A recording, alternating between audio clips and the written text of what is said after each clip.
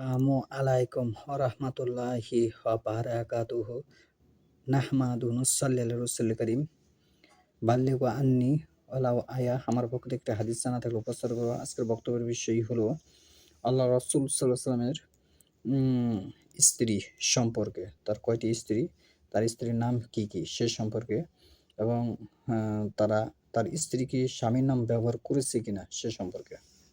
আমার তৌফিক ইল্লাহ। এক নম্বর হচ্ছে খাদিজা বিনতে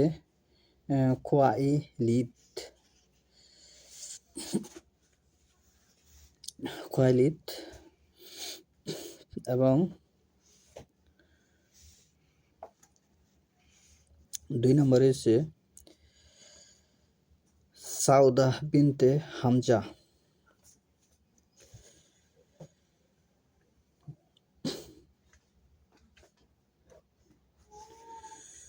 সাউদা 45 হিজরিতে মদিনায় মৃত্যুবরণ করেন।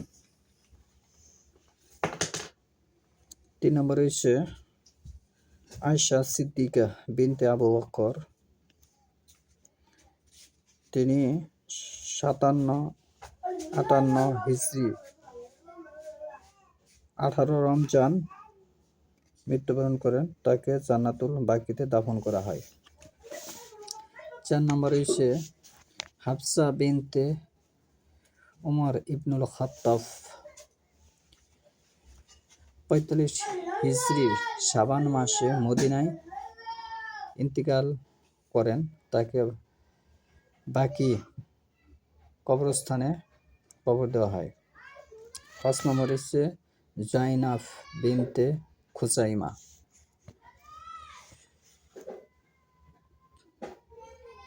4 হিজরিতে রাসূলুল্লাহ সাল্লাল্লাহু আলাইহি ওয়াসাল্লাম তার সঙ্গে বিবাহ বন্ধনে আবদ্ধ হন।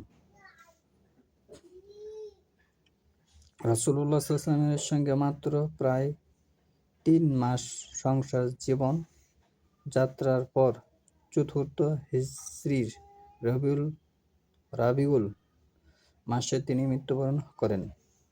রাসূলুল্লাহ সাল্লাল্লাহু আলাইহি ওয়াসাল্লাম তার সালাতের জানাজা পড়ান এবং তাকে বাকি কবরস্থানে কবর দেন।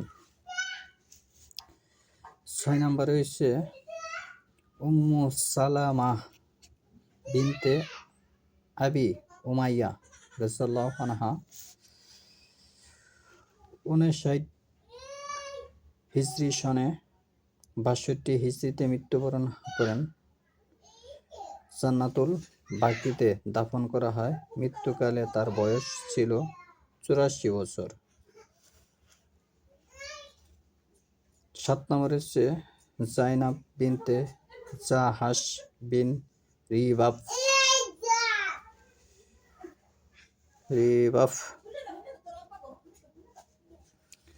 20 হিজরিতে 53 বছর বয়সে মৃত্যুবরণ করেন।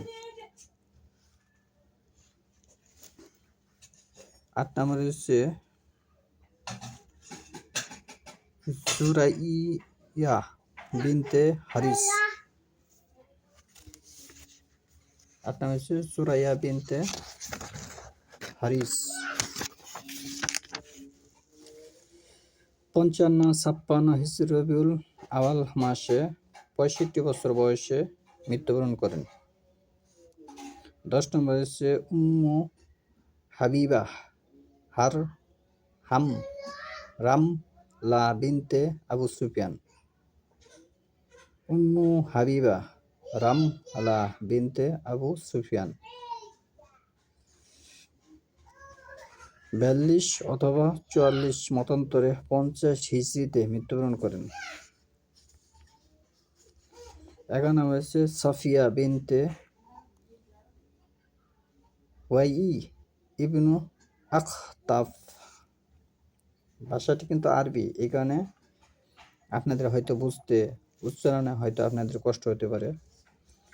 36-50 মতান্তরে 52 হিজরিতে মৃত্যুবরণ করেন। তাকে বাকি কবরস্থানে দাফন করা হয়। 52 নম্বর হচ্ছে মাইমুনা বিনতে হারিস।